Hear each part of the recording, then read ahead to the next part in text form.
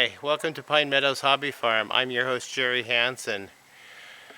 Last week of February, I'm just taking a walk through the backyard around my property just to see what it looks like this time of year. So I'm inviting you guys along to check it out with me.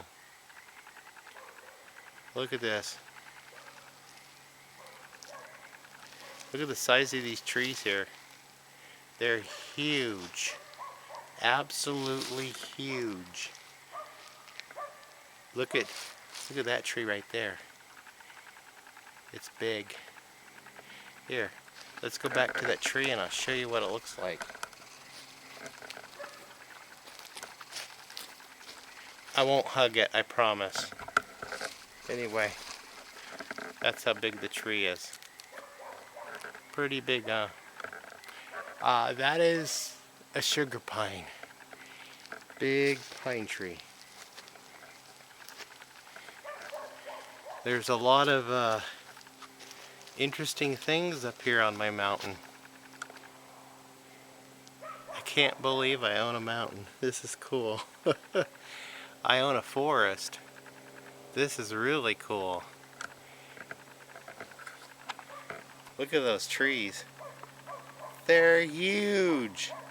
They're nothing like the redwoods or the sequoias, but they're my trees. They're huge. Let's go up to the mountaintop and see what it looks like. This is the area of my backyard where I find those morel mushrooms. It's the last week of February. I don't think they don't start appearing till April or May. I'll have to Google it. Or I'll go to the University of YouTube and find out. There's the back corner of my property right there. That's it. That's the northwest corner of my property. And it's marked with a 0. This is my western fence line. It's basically at the top of the mountain. Actually, the apex of the mountain is right where I own. Okay, I'll show you the apex of the mountain. Okay. That marker right there is the apex of the mountain. I placed that marker because that's where I surveyed it to be.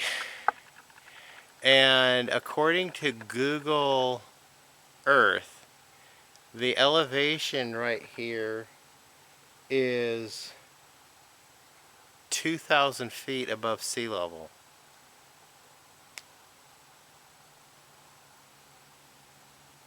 Cool. I'm going to tell you a story about this fence line here.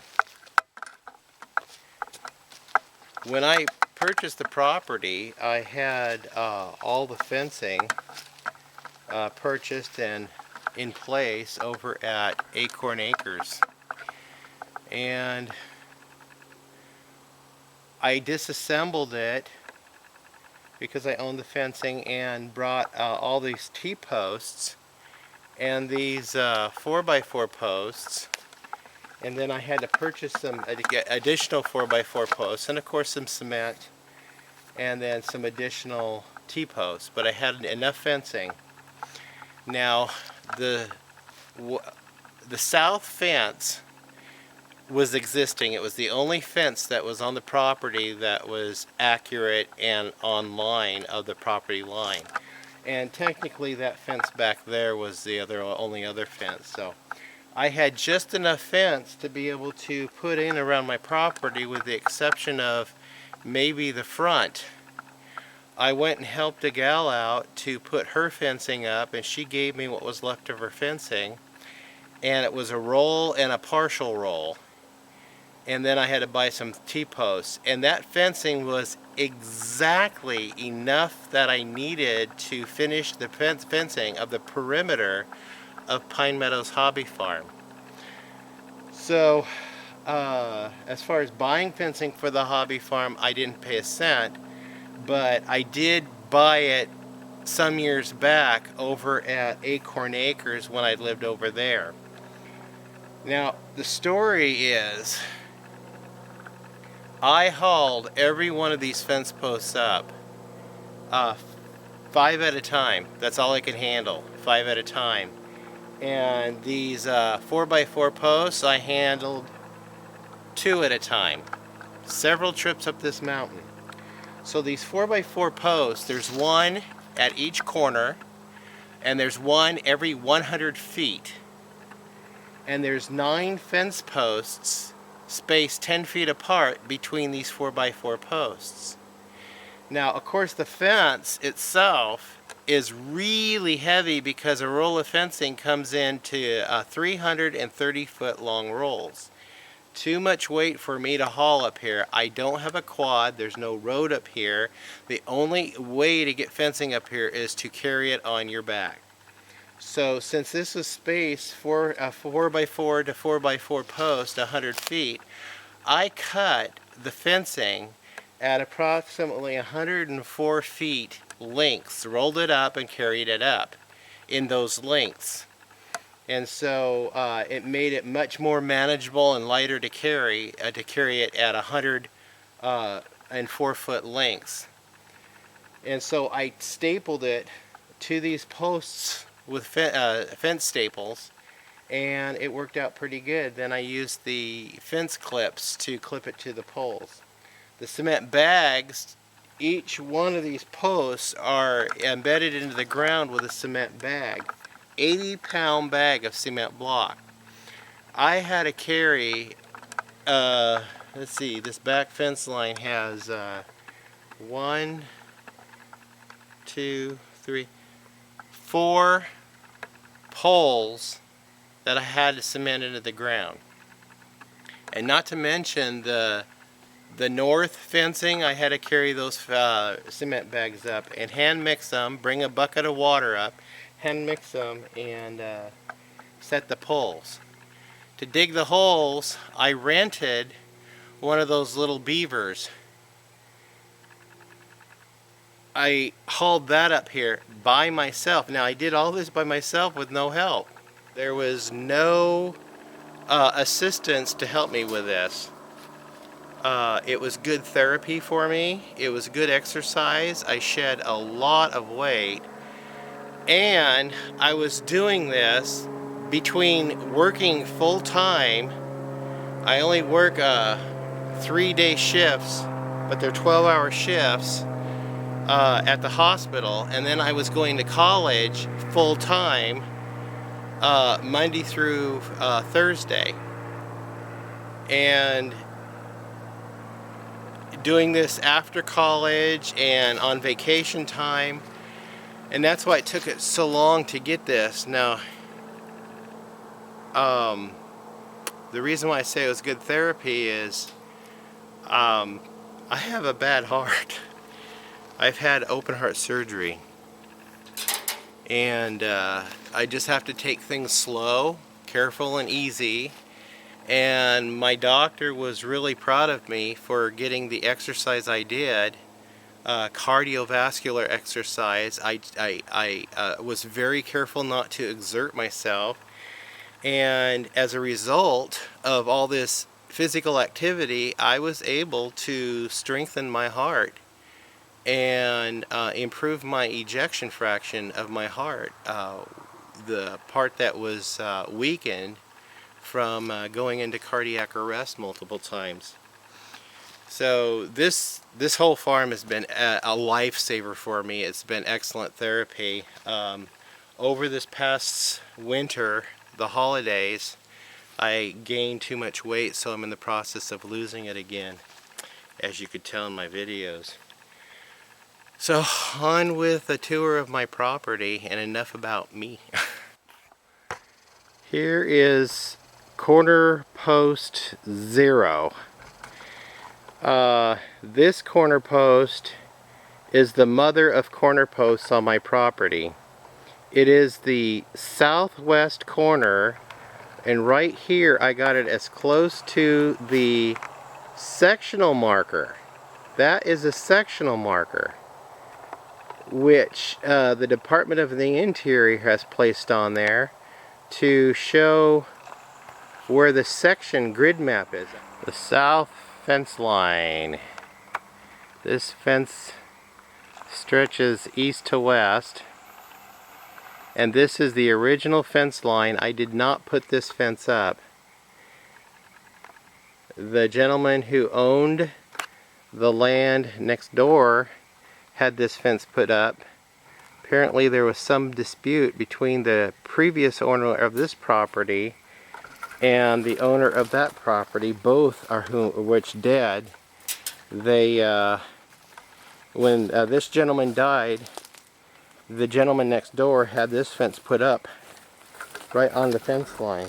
I'm actually enjoying my walk and getting a chance to check out my fence line to make sure it's tight and secure, and where repairs are needed, because I do want to go add the goats pretty soon, and I want them to be able to freely roam the ranch out here to get fat and happy. So, and eat all the poison oak they want. Not good to have poison oak. So far my fence line looks really good. This is a steep hill. Some more of my goose remains. That's sad.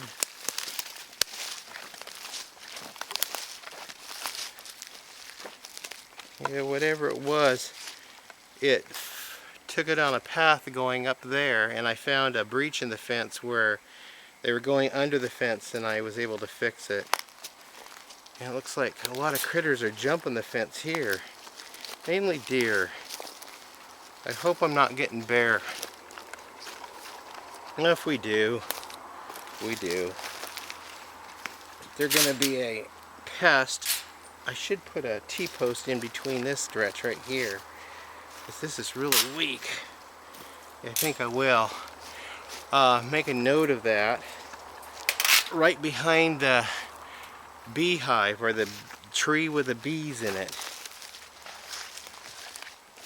I wonder why they made that span so wide. Huh. And here is where my other fence post is, or my back fence line is going to be. Is like, see these T-posts I put up along here? Yep, that's the back of the fence line, and that will be the pasture. And then all of this will be able to be sealed off and be one big forage area occasionally for the goats, because I don't want them up here while the morels are growing. I want to harvest the morels. I don't want them harvesting the morels. So we'll see how that goes. I was hoping my bait hive would be successful, but it wasn't. Here's the bait hive right there. It didn't catch any bees because right here is the bee tree. That up there is the bee tree.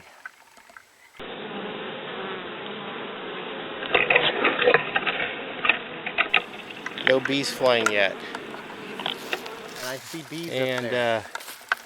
Right there, Nope, I see bugs. is the skull of a deer. Another one. I have lots of deer skeletons. Well, I can't say lots. I've noted about 5 or 6 of them. So I think my property is a birthing ground for the fawns, because in fawning season, all they do is run the fence line and cry for mama. And they're annoying, because that's all they do is cry all the time. And there's lots of them that are doing it at the same time. And, here's some more remnants of my gooses. That's sad. Yet whatever it was, just, I think it was accessing the property back there through that part I fixed. My fence line's intact. I think it's safe to say I can add the goats this spring. And I wanted to take you guys down and show you, it's right here. I have a plan of building a pig pen right here in this flat level area. I'm going to lay an 8-foot by 16-foot slab here, perpendicular to the property. I have hog panels to put in, and I'll put a cover over half of it, and then I'll use that igloo as a little pig house that the geese are using right now.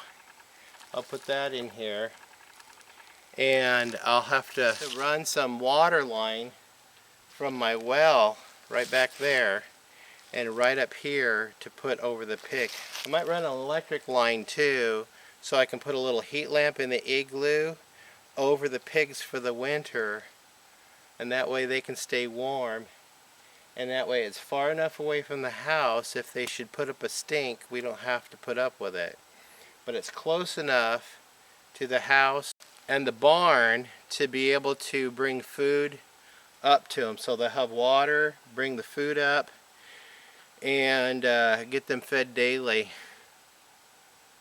So all kinds of goals for the hobby farm this year. Bees, goats, pigs, and turkeys I want to add. We've got the ducks, rabbits, geese, and chickens, and then that's it. We won't do any more types of livestock. That's all we'll deal with. That right there is the corner pen to my property. It is the northeast corner pin to my property, and there's my fence post, and that means it's 800 feet to the back of my property. There is the lowest point to Pine Meadows Hobby Farm. This is the convergence of two streams, one that flows back up there and the other one that flows there. This one comes out the front of the house, that one comes out from behind the house, that filters down through the pond, and then they flow right down through there.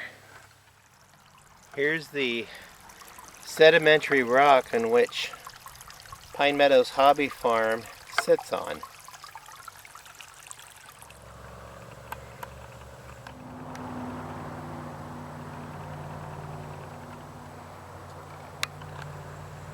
This is the service gate on the north fence line to service my well, which is right there.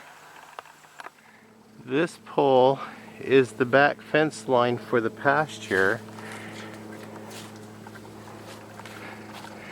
and it'll follow that line where those white stakes are. My north fence line. Do you have a junk drawer in your kitchen? I know most houses do. And if you have a farm, do you have a little bit of a pile that you just accumulate stuff and tuck it neatly in that pile? Well, I'm the same as you. I've got my little junk drawer, and I've got my little, well, it's a catch-all drawer. And then I've got my little junk piles. They're not really junk piles. It's, let's call them treasure piles. Because to me, they're not junk.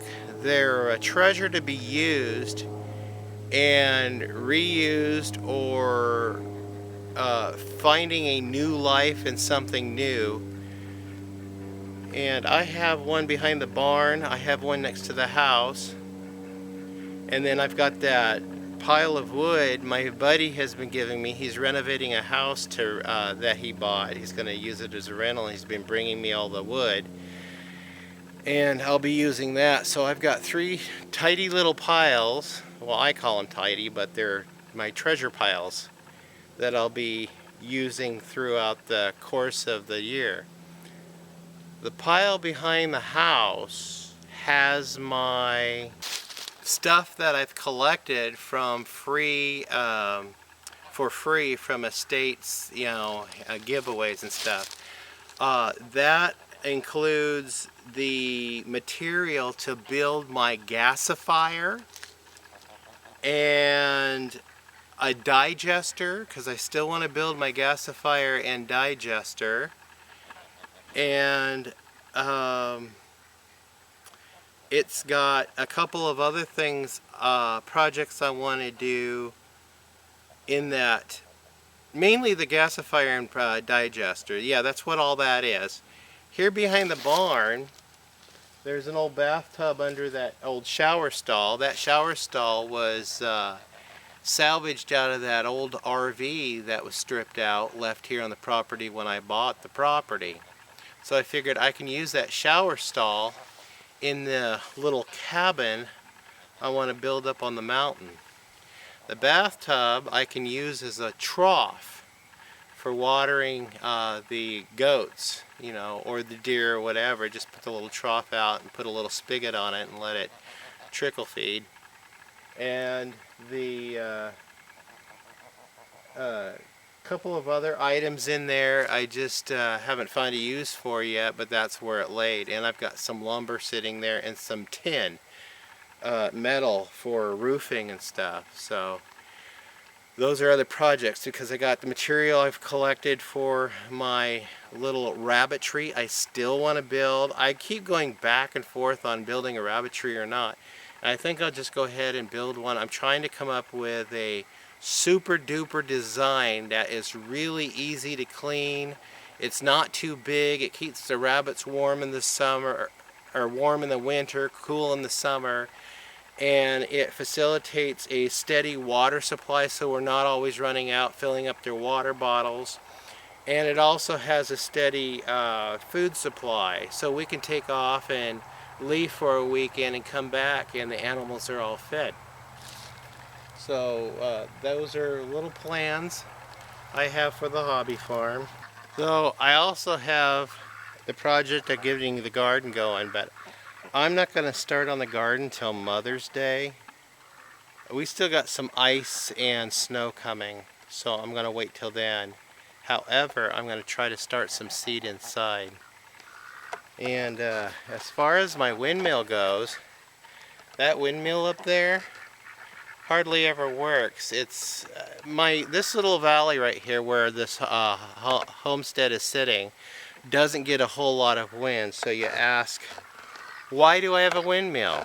Well, where I used to live at Acorn Acres, we've got lots of breeze all the time, so that windmill was going probably 50% of the day. I already owned it, so I brought it over here, set it up in the garden, and use it as yard art. How about that? So my grape, one grape is going, it's starting to take root and get in. My raspberries are coming in. I gotta go back over to Acorn Acres and grab some strawberry starts, because I planted a bunch of strawberries over there. And I gotta get them over here, figure out a place where I want to put my strawberries. And lots of projects going on. So I'm Jerry Hansen, your host here at Pine Meadows Hobby Farm. I want to thank you for coming. Please subscribe, give me a comment, and give me thumbs up. I like thumbs up. And we'll see you guys later. Bye-bye.